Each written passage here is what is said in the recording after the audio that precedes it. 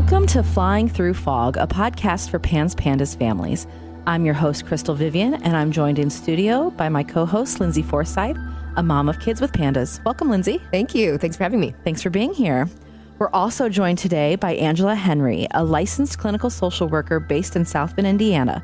She specializes in serving children, adolescents, and families with OCD, tics, Tourette's disorder, anxiety, body-focused repetitive behaviors, and of course, neuroinflammatory challenges like PANDAS.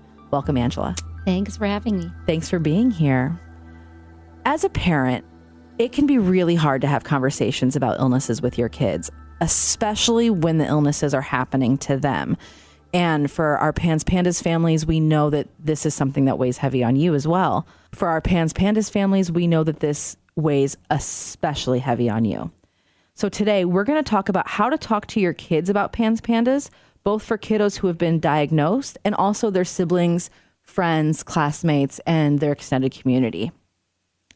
Angela, I'd like to start with you as a licensed clinical social worker. From your perspective, why is it so important for families to have these conversations with their kids? I think that's a great question. I think it's important to have the conversation because it brings about a space to talk about the difficult and the hard.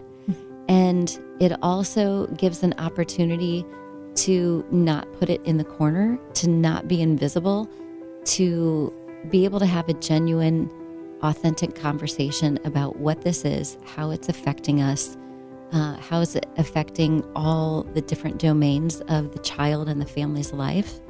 And it just provides an opportunity to problem solve, to connect better, to be in relationship. Yeah, you're right. Well, and I think you hit a good point, though, about giving space to talk about the hard, because I think that sometimes when the kids go through this, they have, and it certainly depends on their age. Yeah. But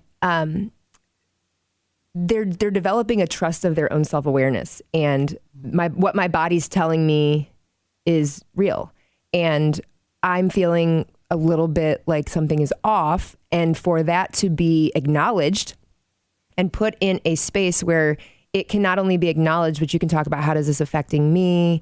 How does this make me feel? It's not isolating them and making them feel as if they are imagining things. Like it's part of the whole, like we want all of our kids, pandas or not, to trust themselves and to say, this doesn't feel right to me. So when I'm older and something doesn't feel right to me, I have the nerve to say, this doesn't feel right to me. And so I think it's if handled correctly, which you'll probably hear me say a million times, but that can be really helpful for kids to start to learn that lesson in however life hands that to them. So true. I think even this week, I had someone that came in, a little kiddo that was diagnosed with OCD. And oftentimes this is the case, that they find like it's such a relief actually to know there's a thing, that this is a thing. I'm not broken. There's nothing wrong with me.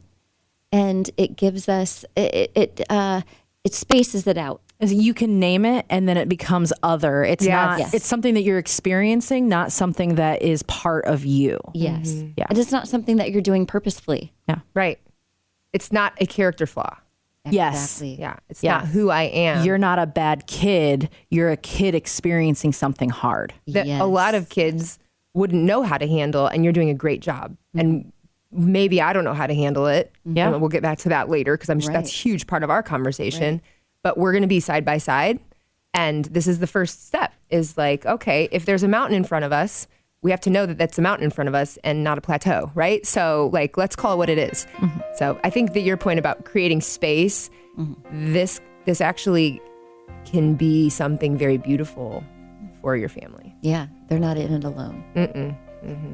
How do you start that conversation with a kiddo? Is it something like, I mean, I have not gone through this process as a parent yet, but where I guess I imagine like, oh, the parents and the doctors are talking and the child might be in another room, or maybe they're in the same room. I guess, how does that conversation start with the kid? They obviously know that there's something wrong because you've been going through months and maybe years even to get to the diagnosis. So how do you start that conversation and thinking about also the age of your kid and where they are? I've worked with a lot of families who have, of course, very different stories of how this has all transpired in their home.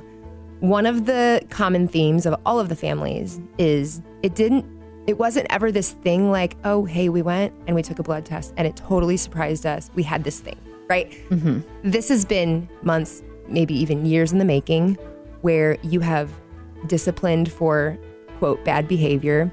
You have been wanting to pull your hair out because the teachers are giving these reports from school that you don't recognize at all. It's coming on the heels of a very difficult time for your child and for your family. So it's kind of interesting that, a lot of times when you get a tricky diagnosis, you have to think like, how do I lay this gauntlet down on my kid? Yeah. That's typically not what's happening here, because the gauntlet has been showing up at your front door for the last 6 weeks, 8 weeks, whatever. Mm-hmm. And everybody's freaking out because they don't know what it is. So we have a lot of times where parents are like, oh my gosh, they have this aha moment when we're on the phone and they realize, the doctor thinks that they might need to look into this PANDAS thing, or another friend told them. And they have that moment of I think as a mom, I know in my gut, this is what it is. Mm-hmm. And then their immediate response is, oh my gosh, I feel so bad. Wow, I've been trying to force feed him oatmeal because I thought he was just being stubborn, and really he won't eat it because of the texture, or a fear now that he's developed with OCD around it. Mm-hmm.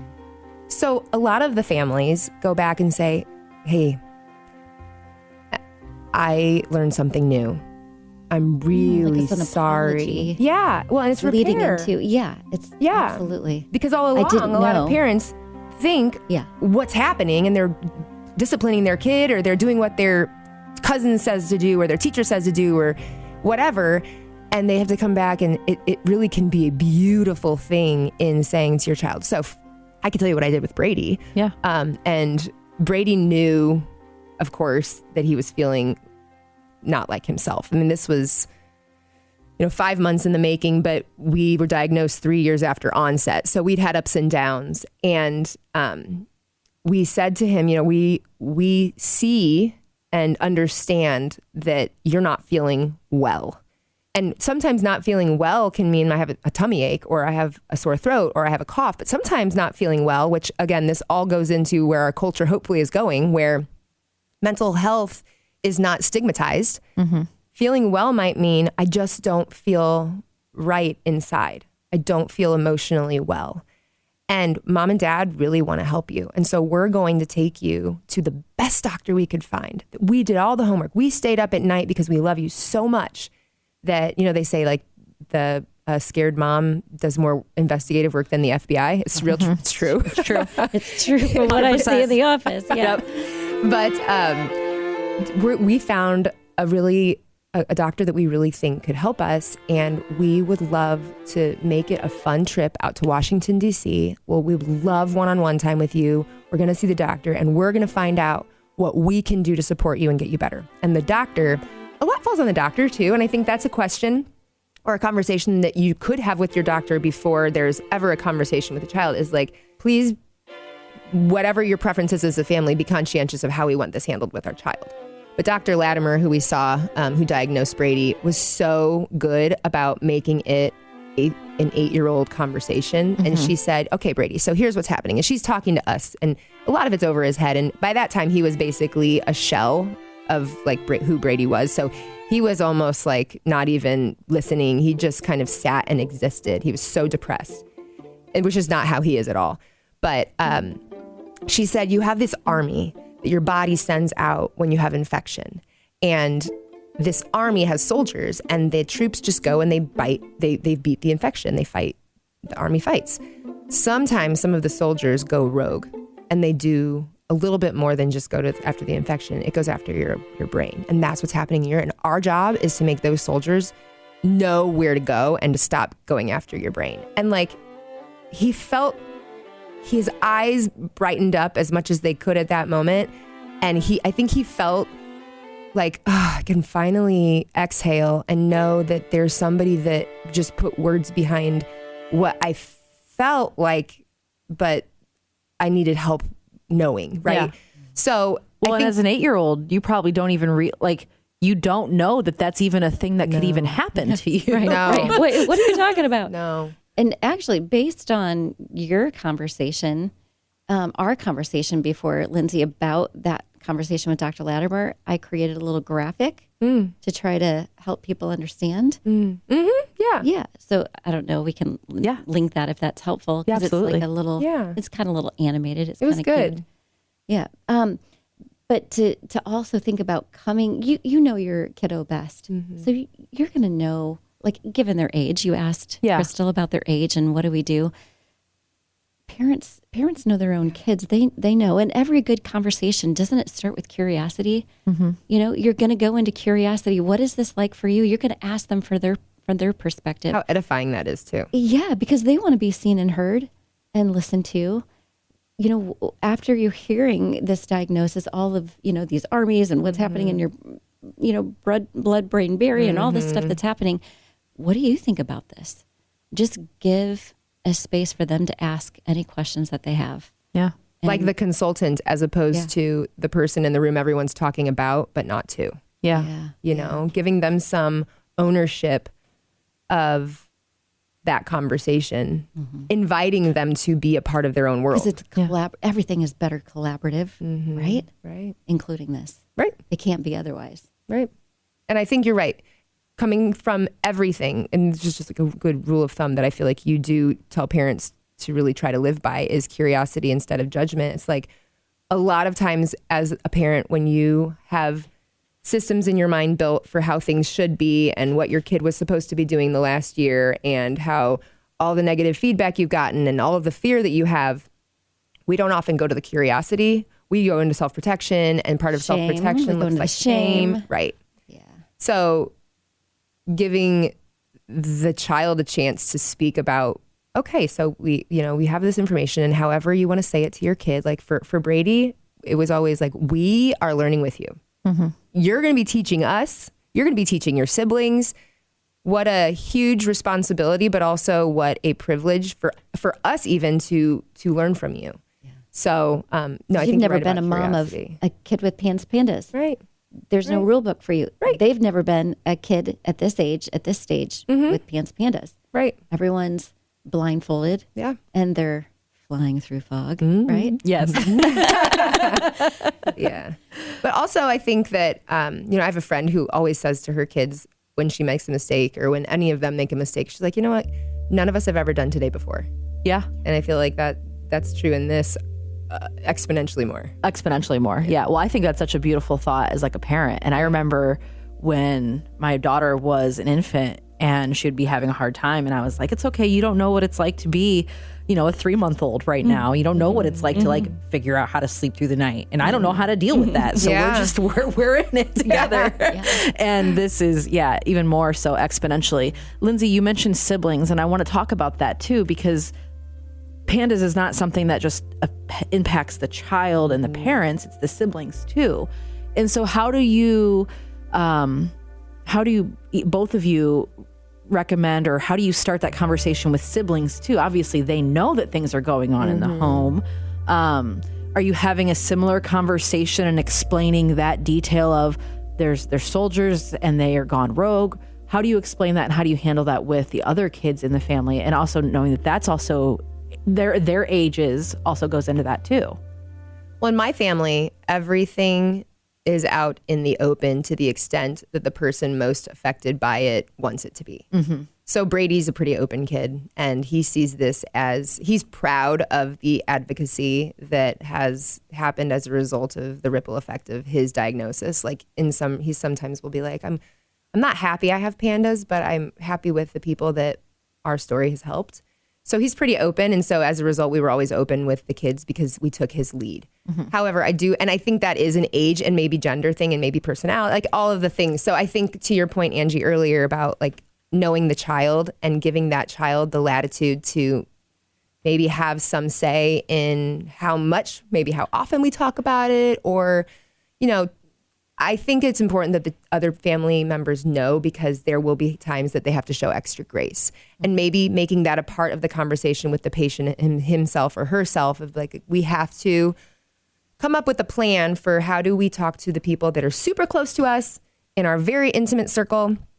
And then how do we come up with a plan of how to talk to maybe people who maybe don't have that privilege and trust with us but they might need to know a little bit. So like kind of look at it as an orbital thing where every ring on the outside maybe has a little bit less access to that part of who we are. But so in our family, we are very open about it. And there are times where Brady will say, or when he was younger, he's doing so well now that we almost never have to have these conversations. But I'm feeling like I have a flare coming on. I just need you guys to know that. And there will be times where he has a hard time. And, my daughter will say, you think he's in a flare? I'll be like, yeah, I think he is. And she just shows him a tremendous amount of patience and understanding, and just kind of almost looks at him with love. Like it's just, it's an unspoken bond that they have in those moments.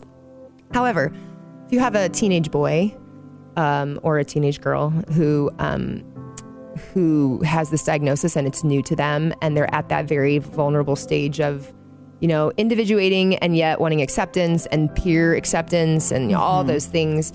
I have some families that we work with that the patient completely shuts down when there's even talk within the home about it. And they're very, very private. And it basically comes down to one parent that they have conversations with. And I do think that works really well for them, because the parent is very respectful of her privacy. And that is trust built in a really difficult space that just shows the child, no, like, I really am listening to what you're saying. And while there might be times where we have to come back and circle around and say, okay, maybe this isn't a time where we probably should have this conversation with a sibling or whatever, they know that you're showing up the way they've asked you to. And so I don't think every family has to do it like our family. And I don't think that families who didn't do it like my family are doing it wrong, because their children are very different than my child. And it has worked for them. And because the mom isn't blabbing to the siblings in that child's mind, or even pulling in other people unnecessarily. Or other family members. Yeah. Maybe they're not comfortable with Aunt Sue knowing the ins and outs and the details. Right. So they're more willing to be really vulnerable with her, because they all need to know they just have one person that they are safe with. Because sometimes people are external processors, like my family. And then there are some times where it's a very internal process, and they only speak when they really feel like they need to. And so it doesn't need to be on blast to everybody. So I hope I didn't talk too long about that, but I think it's important to understand, like, it's definitely not a one size fits all approach. None of this is. And for the clinicians listening, what I typically do is depending on the age of the kiddo, I'll try to give them as much autonomy in that process as possible. If we're talking to the siblings obviously need to know, so that's a conversation. And then we'll talk about how would you like to see that happen? Would you like the siblings to come in with you? Would you like me to talk to them alone? What's that going to look like? How is that? How do you feel best about that conversation? That is going to have to happen. And then again, depending on the family, like you mentioned, Lindsay, Peyton is wonderful at giving him grace. And you have other families where they might have younger kids or kids that just don't quite understand, and there's a lot of anger and animosity, and the kids are talking about, well, it's not fair that this kid gets treated like this. And outside of PANDAS, when you have it doesn't even matter what the challenge is. Nothing is going to be fair. It's just not. And so actually I have that conversation a lot. We're not talking about fair, because if we're talking about fair, then Peyton and Brady have to wear the same hairstyle. They have to go to bed at the same time. They have to do the same sports. They have to like all the same foods. That's fair. Yeah. So we're not talking about fair. We're talking about, I love you. I love Sammy over here. And so Sammy needs this. And so I'm going to help Sammy with this. Just like Sophie, if you needed this, I'm going to help you with that in a special way. So we're not talking about fair. We're talking about loving the kids where they are with whatever it is that they're having a challenge with. And like a little backdrop to that is, by the time you have a diagnosis, you've been dealing with potentially, again, months or years of already tiptoeing around one child to some degree because you are just trying to keep the train in motion. Yeah, you didn't even know it was happening. Oh yeah, and walking on eggshells. Yes, and I mean, again, kids notice things, and they a lot of times will have built up resentment that, okay, well, they have to brush their teeth for 30 seconds. I brush mine for 2 minutes. Well, that 30-second toothbrush was a big deal for this kid. So like, you're coming on the heels of that. So there, sometimes with families, there is a good amount of resentment even built up among the kids, or, it might come from, not in a sense of an apology, but we've had some parents that are like, I went to my younger daughter because she was accustomed to going in her room and basically hiding under her covers and watching, something on her phone to not hear the noise of my other son screaming. And I'm able to come and say, hey, you weren't like imagining how difficult that was. That actually was really difficult. And we did get some answers. And I want you to know we're going to pay really close attention to your needs and regular check-ins with the other siblings. That's a huge one. Is like, I see him. Mm-hmm. We've seen him. We all have seen him. Mm-hmm. But like, I see him now in a different way because I understand him more. Mm-hmm. We have some medical stuff going on here. Yeah. But I want you to know I also have seen what you've been going through for the last 6 months. And oh my gosh, I'm so touched by your grace. And I'm so grateful for your showing up in our family the way you have. Whether it's been good or bad, like it's been hard and you've gotten up every morning and you've done it. And I just want you to know I'm going to do a better job of checking in with you. Does that mean we go to Starbucks every Friday for a half hour and we sit and just talk about what you need? Maybe we need to make that time right now. And of course, most parents hearing this are probably like, the last thing I need is to be focusing on anything but this PANDAS right now. But remember, if it's 20 minutes that you carve out of special time with your phone down with your child, I think it's Dr. Gabor Mate that says like special time with your child where they run the conversation. You're not asking them questions. You are simply investing and you're watering that garden. That might be something that the siblings need. So having that be a part of conversation is what is, like you said, Angie, with the patient, how would you like me to show up for you in this mess right now? Or maybe while I'm focusing on this child, would you love it if, your dad, when things start to get hard here, maybe dad or Aunt Susie or whoever maybe takes you out for a quick sandwich, or like what is your most stressed out moment in all of this, and how do we help you through that? Yeah. So it can be really positive for the siblings. Well, it's really hard to balance, I think, for any parents of multiple children, to balance the needs, the competing needs of your children, and they're going to be different because they're different people. Yeah. But I love the validation that you're talking about, and the recognizing that they are going through they're going through this too.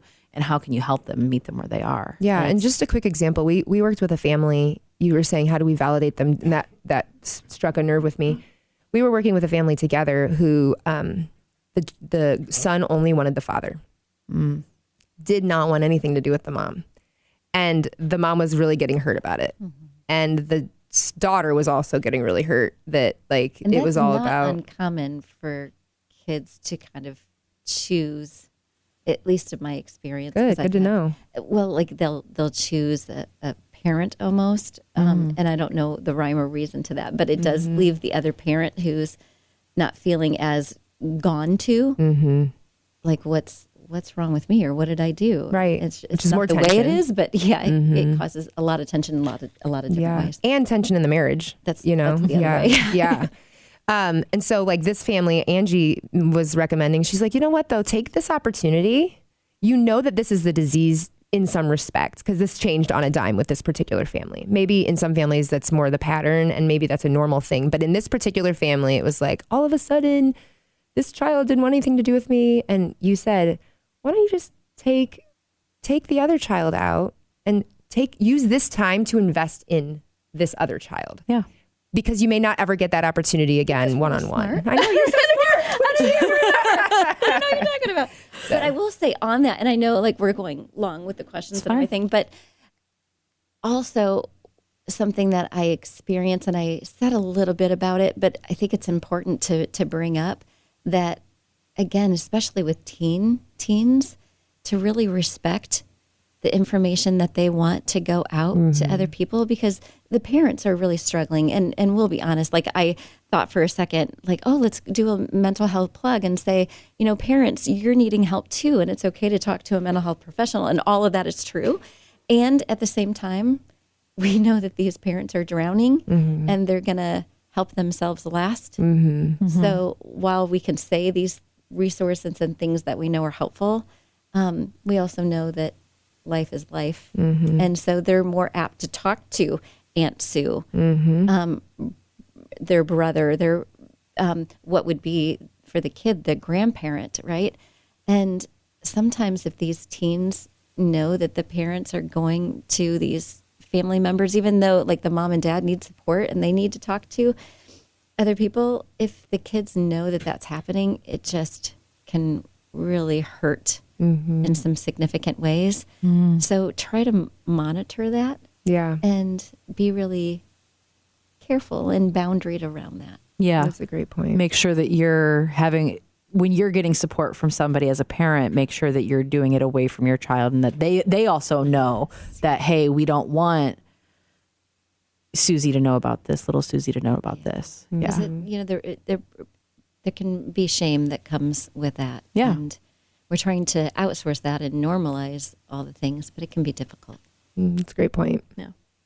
So let's talk about let's expand the circle yet again now to extended family, maybe school administrators, teachers.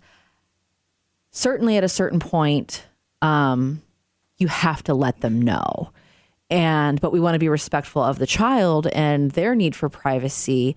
How do you balance that, and how have you navigated those conversations or helped families navigate those conversations with teachers and school staff members and extended family members who really do need to know, but need to be respectful too?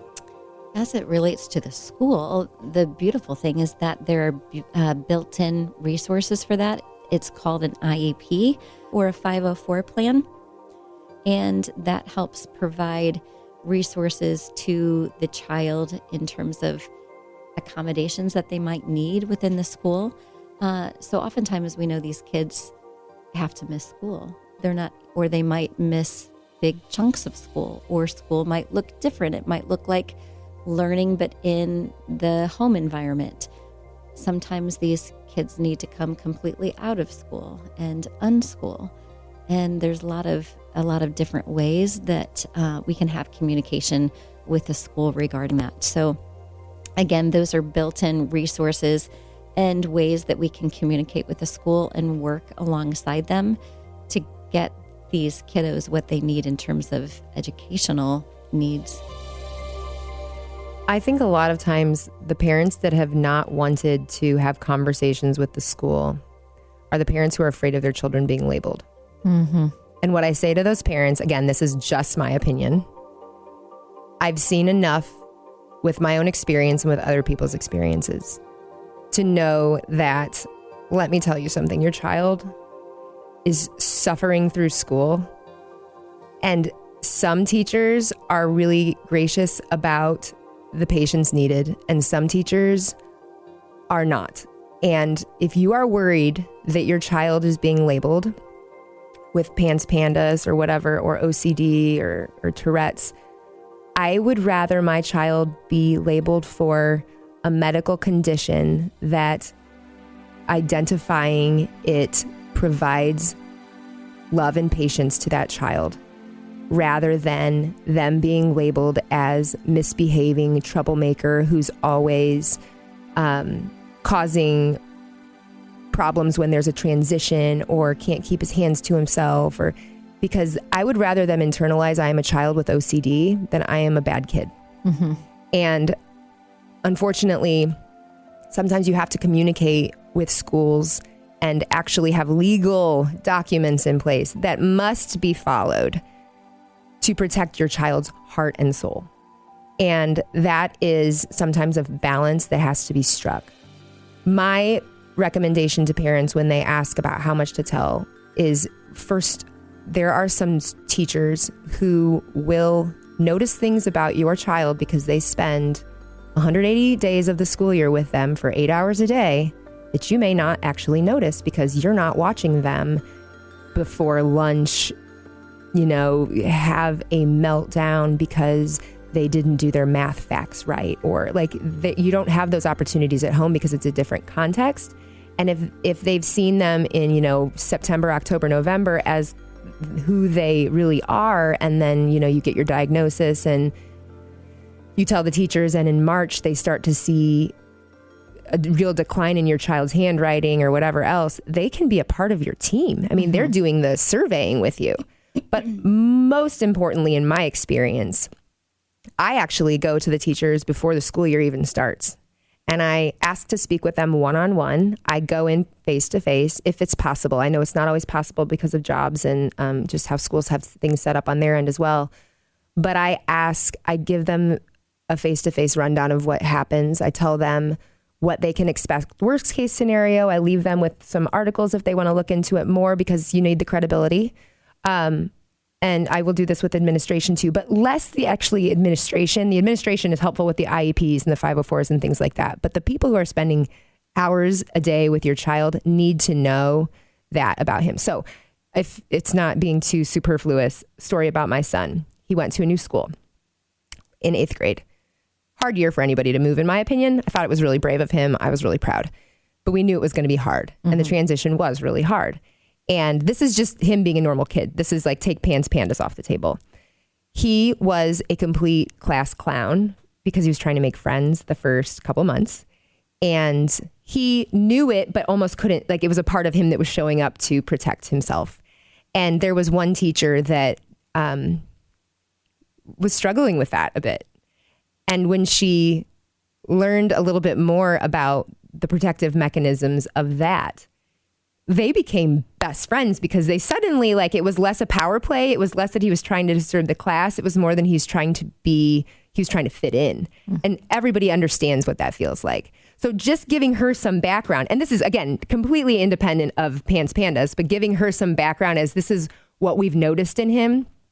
She was always willing to be helpful. She just thought he was being a kind of a jerk, you know? You just gave her information for her to be able to change her lens. Yeah. And that changed. And she was happy to do it. It's not like she was fighting it. It was just that she needed to know the information. Yeah. So with any of our kids, right? Sometimes we just have to be a mouthpiece that they didn't know they needed. And so especially in the schools, the people that are going to be surrounding your kid, how do you help them to put themselves in your child's shoes? So that's a huge part of the communication. I think that's wonderful. I think that's great advice. Let's talk about friends and how do we have that conversation with friends, or how do we help our kids? But I see that as client-led again. Yeah, go ahead. I think that just goes back to giving them as much autonomy as makes sense and as able, given their age and their ability. I think they have the right to be able to disclose what is happening for them. And behind the scenes, we can have conversations as parents or as therapists. How does that look? What does that look like for you? What do you feel comfortable with? And allow them to really take that lead. And remember that sometimes they're not going to say, hey, Mom, here's what I've said to my friends about my condition and blah, blah, blah, blah, blah, right? Sometimes it's like, so-and-so said I was a creep today, Mom. That's how the conversation starts. And to your point about curiosity. So my son had tics after he got the flu shot. So every time we stopped giving him the flu shot, but that was his big trigger for tics. And so he was a 5th grader walking through school sniffing. That was his tic. And some child who did not understand his condition and probably wasn't even trying to be mean, let's just lead with, the benefit of the doubt, was like, that's kind of creepy. Why do you do that? And he came home and he said, somebody called me a creep today. He didn't say, my sniffs are really bothering me. I can tell I'm having tics. And he knew at that time. And so I oftentimes will give him okay, let's think through the options. How do we deal with this? We have option 1, we do nothing. And that it's okay to sometimes not have everyone understand you. Option 2, you have 3 weeks left of school. A lot of the people who know you the best know that because we've had these conversations with, with his permission that you have that, and they're there for you, and maybe let them know, I might need you to just, like be with me, just be with me. Or, you can talk to the teacher, and his idea with his teacher was, I'm going to get up and give a talk about pandas to my class. Wow. Yeah. Because he was going to have IVIG. Do that. Like they want to do that. Yeah. And it's part of their cathartic work, right? It's like a therapy. And they're providing so much education. Yeah. That's and amazing. Every kid in his class for the last, 3 years of his schooling at that school knew what PANDAS was, he told them all about, we had other teachers that were in the room for the presentation. They were like, I learned so much from your kid about what IVIG is and what the infusion feels like. And he felt so seen because he has a captive audience of 25 kids. And this is not what every kid is going to do, but he took a really bad situation and one that really hurt his feelings, and he made it really cool because his teachers knew in the background. All I had to do was just do a quick email like, hey, we talked about this. Brady thinks he's ready to talk about it. And she's like, all right, let's do it. So giving them options of like, okay, if I were in your shoes, there are about a couple ways I could handle it, but what would you like to see happen? Yes. And to your point about like maybe if they're younger, having conversations high level, you don't have to go into the nitty gritty, but with other kids' parents. So for example, we have a lot of kids that we work with who suddenly will not hang out with their best friend. Best friend is offended by it, but best friend's parents are really offended by it because 9-year-old girl is basically ghosting other 9-year-old girl. And that parent's like, well, what did my kid, did we offend their family? What did my kid do wrong? Oh, they probably moved on to other friends. How the assumptions go in just the world in general. You might need to tell the other family, okay, we're having a hard time even leaving the house. This is not a you thing. We have a couple kids I'm thinking of right now off the top of my head that their parents know when they're flaring, when they are with friends or when they are without friends. She really does not want to be around people, around noises, does not want to be social, probably some shame. So when things are going well, I will get indications from that mom. Look, she's hanging out with this friend or that friend. And that's how they kind of celebrate the things going well. So every child's going to be different, but age appropriately, needing to make sure people kind of know this is not a you thing. Right. And I've had clients be able to decide that they want to get up and give that talk to the class when it's with autism, pandas, tics, OCD, lots of different things. Yeah. All the stuff. And sometimes if they're not comfortable with that, they might be comfortable with just using a big word like, oh, it's a neurodevelopmental thing. Yeah. And you're right. And when you hear a 9-year-old say that, you're like, I wish you could see my face. Yeah. Yeah. So there's no good comeback to that. Right. So the other kid hearing that is just going to be like, just be like, I don't know what they're talking about. Now I feel stupid. And they're just going to walk away. Yeah. Yeah. So, but you're right though. And not every kid is going to be like, I'm going to present it to my class. This was years in the making, but he will say, oh, that's a tic. Do you know what tics are? And then they're like, no, what are tics? And then he realizes the kid wasn't even trying to say he was a creep. He just said that was a creepy sound you keep making, right? Because kids don't have amazing vocabulary for adjectives. And sometimes they are being unkind. Yeah. But I think we have to deal with that. If you have the question, if you're like, have you ever heard of a tic? And they're like, no, it's the bug. No, actually it's this thing. And they're like, all right, cool. What's for lunch? Right. So it doesn't have to be this big thing. Yes. And the more I found, the more that the child is able to normalize whatever the challenge is and to just be okay with it, that allows other people to do the same. Yeah, for sure. Yeah. Yep. And then again, think about if you do say, oh, it's a tic. Do you know what that is? That's advocacy. Yeah. You're advocating for yourself, but you're also that person now knows some kids, the next kid they meet maybe won't be called a creep. Exactly. Yeah. That might be oh, they must have a tic. Yeah. Hey, do you have tics? Exactly. Oh, cool. My friend has tics. Yeah. So. Yeah. It can be positive. All of that is to that just underscores the whole point of this conversation, which is these are tough conversations to have, but they're very important, and they can ultimately communicating, especially how your child wants to communicate. It sounds like to me, to wrap it up, is that communication is just really critical, and let your kid lead the way.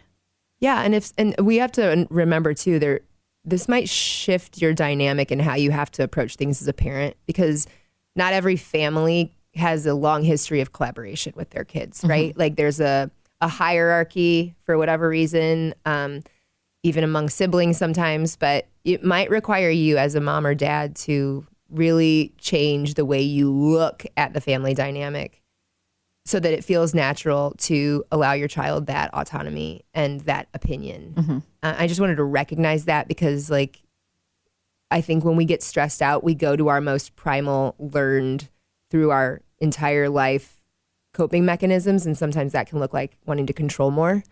And we might need to name that to tame that, and let you like just know it's happening and realize that might not be the best way. Like you have to sometimes be what you wouldn't be open to normally. Yeah. Does that make sense? Yeah. Okay. Absolutely. I think so.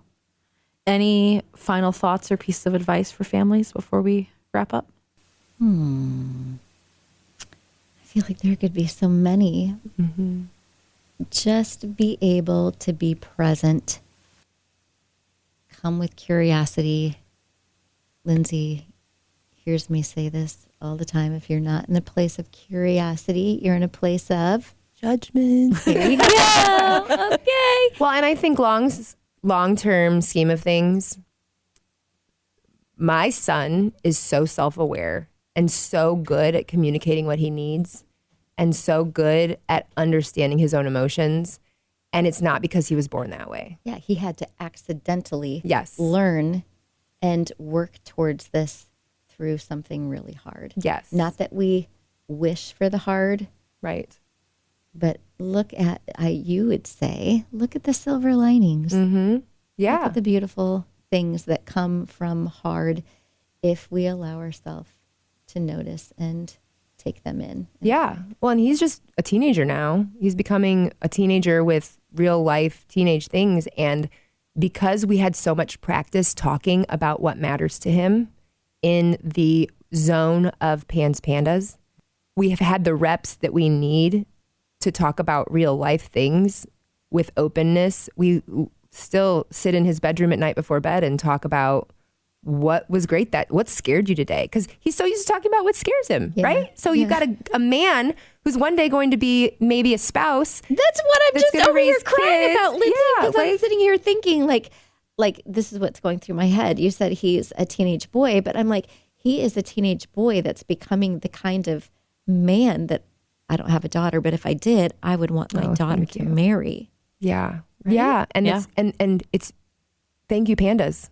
Really, it gave us an opportunity to, I wouldn't wish it on anybody, like you said, but there are so many silver linings of this. Yeah. This can be a huge, not only part of their own growth and development, but you're building a relationship where they're like, you know what?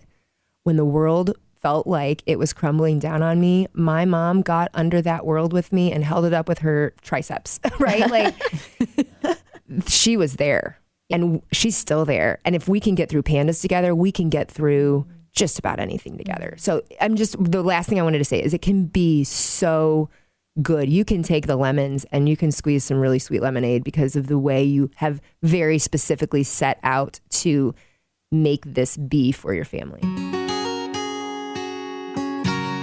That's amazing. That's powerful. Well, thank you both for Thank you. your insights and your thoughts. That was really powerful. I want to cry.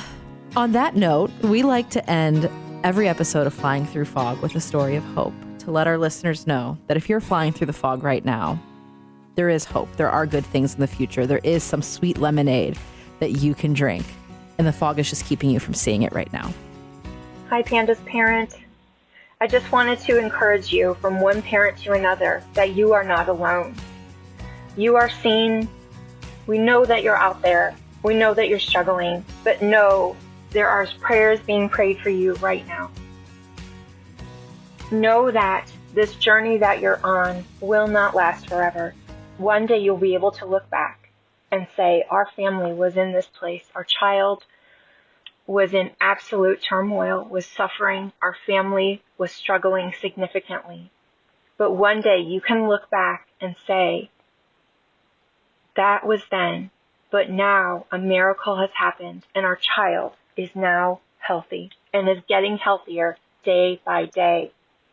This is not a sprint, this is a marathon. Stay encouraged, pray, reach out for help, get support. Just know you are seen and you are not alone.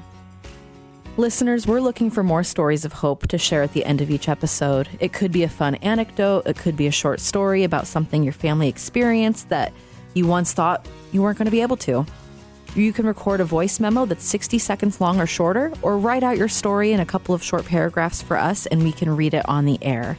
Please email it to pandas@federatedmedia.com, and we may choose it for a future episode.